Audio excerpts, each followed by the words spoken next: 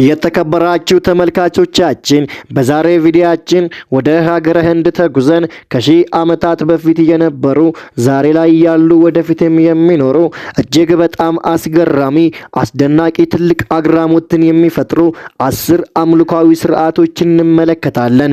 የመጀመሪያው አምልኳዊ ስነ ስርዓት ራስን መበሳሳት ሲሆን የተለያዩ ስለታምና ቆዳን ሊቀዱ በሚችሉ ነገሮች ራስን መበሳሳት ቆዳን መላላጥ ሲሆን በዚህ ስርዓት አማኞች ለቅዱሳናቸው ያላቸውን ታማኝነት እንዲሁም ከሃይማኖታቸው ጋር ያላቸውን ጥብቅ ግንኙነት የሚታይበት ስርዓት ነው።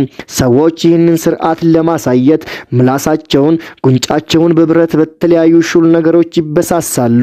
ህመሙንም የሚታገሱት በጸሎትና በዝማሬ ኃይል እንደሆነ ያምናሉ። ሁለተኛው አምልኳዊ ስነ ስርዓት አይጥን ማምለክ ነው።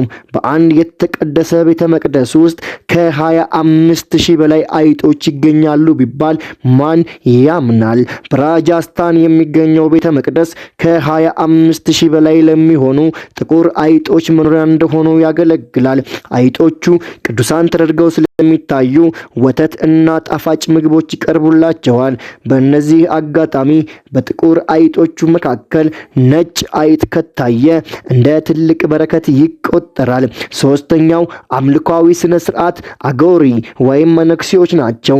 በሀገረ ህንድ የቅድስና ደረጃቸውን ከፍ ለማድረግ ንጹህና እርኩስ የሚባለውን ጻድቅና ኃጥ የሚለውን የሰው ልጅ ልዩነት ሰብሮ ለመውጣት በመንፈሳዊ ህይወት ከፍተኛ ደረጃ ለመድረስ እነዚህ መነኩሴዎች አመድ ተቀብተው በሬሳ ማቃጠያ ቦታዎች አካባቢ ይኖራሉ።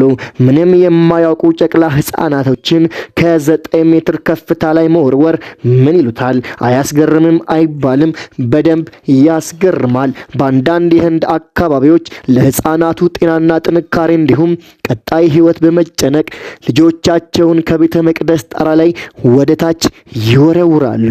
ሌላው ስርዓት ላቲማር ሆዲ ይባላል። ይህ ስርዓት ሴቶች ወንዶችን በዱላ የሚደበድቡበት፣ ወንዶች ጋሻ ይዘው የሚመክቱበት ስርዓት ነው። ይህ ስርዓት የሚደረገው የክሪሽናን ታሪክ ለማስታወስ ሲሆን ስርዓቱ ከጭቅጭቅ የጸዳ ሆኖ በሳቅና በጨዋታ በፍቅር ታጅቦ የሚደረግ ነው። ሌላው አምልኳዊ ስነ ስርዓት በእሳት ላይ መራመድ ነው። አማኞች ለእምነታቸው ያላቸውን ፍቅር፣ ጽናትና ጥንካሬ ለማሳየት እንዲሁም ድራውፓዲ የተባለችውን አማልክት ለማክበር በማሰብ አማኞች በባዶ እግራቸው በሚንቀለቀል እሳት ፍም ውስጥ በባዶ እግራቸው ይሄዳሉ።